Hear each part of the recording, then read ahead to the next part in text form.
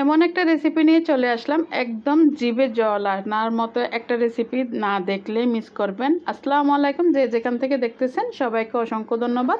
তো এমন একটা বাংলাদেশের ভাইরাল রেসিপি নিয়ে আপনাদের কাছে চলে আসলাম, যেটা পৃথিবীর সব মানুষ খেয়েছে, শুধু আমি বাকি ছিলাম।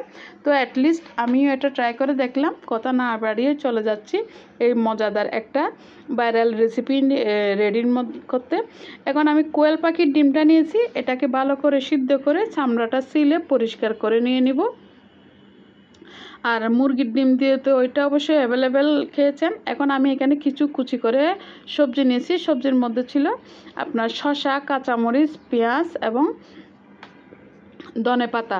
এটার মধ্যে দিয়ে দিয়েছি ধনে গুঁড়া হাফ চা চামচ আর চিলি ফ্লেক্স ভাজা, এটা আগে থেকে ঠেলে বেজে রেখেছিলাম, সেটা দিয়ে দিয়েছি 2 চা চামচ।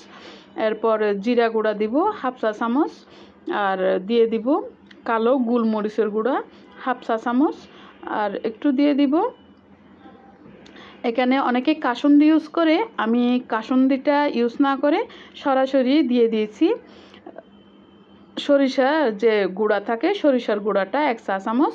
এরপর দিয়ে দিয়েছি চিনিটা আমি 2 চা চামচের সাথে একটু বেশি দিয়েছি। এরপর 2 টেবিল চামচ মতো টমেটো কেচাপ দিয়ে দিয়েছি। টমেটো কেচাপ দিয়ে মিশ্রণটাকে একটু ভালো করে নাড়াচাড়া করে দিব। এখানে এক্সট্রা আমরা যে ন্যাচারাল রান্নার যে লবণটা খাই, এটা ইউজ করার প্রয়োজন নাই, যেহেতু টমেটো কেচাপে লবণ থাকে।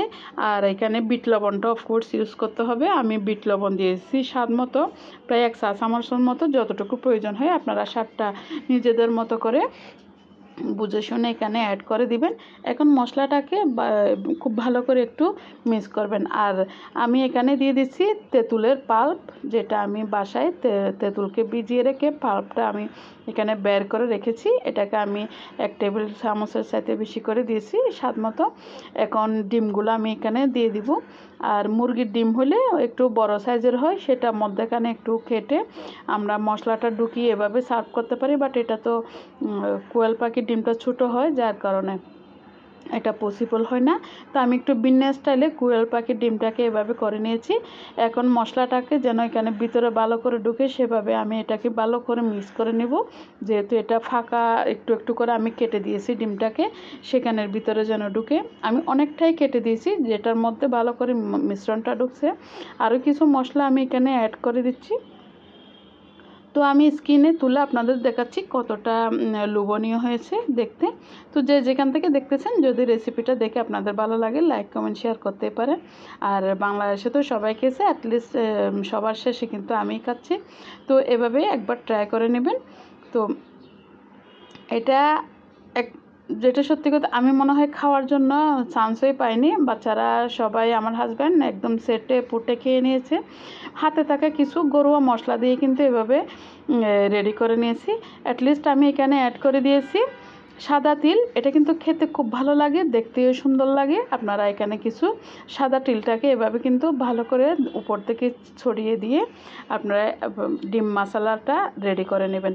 এটা হচ্ছে কোয়েল পাখির ডিম মশলা রেসিপি। অনেক তো খেয়েছেন মুরগির আর হাঁসের ডিমের রেসিপি, এখন না হয় কোয়েল পাখির ডিম মশলা রেসিপিটা আপনাদের সাথে শেয়ার করলাম। সবাই ভালো থাকবেন, ভালো রাখবেন, আর এভাবে একবার অবশ্যই ট্রাই করে দেখবেন।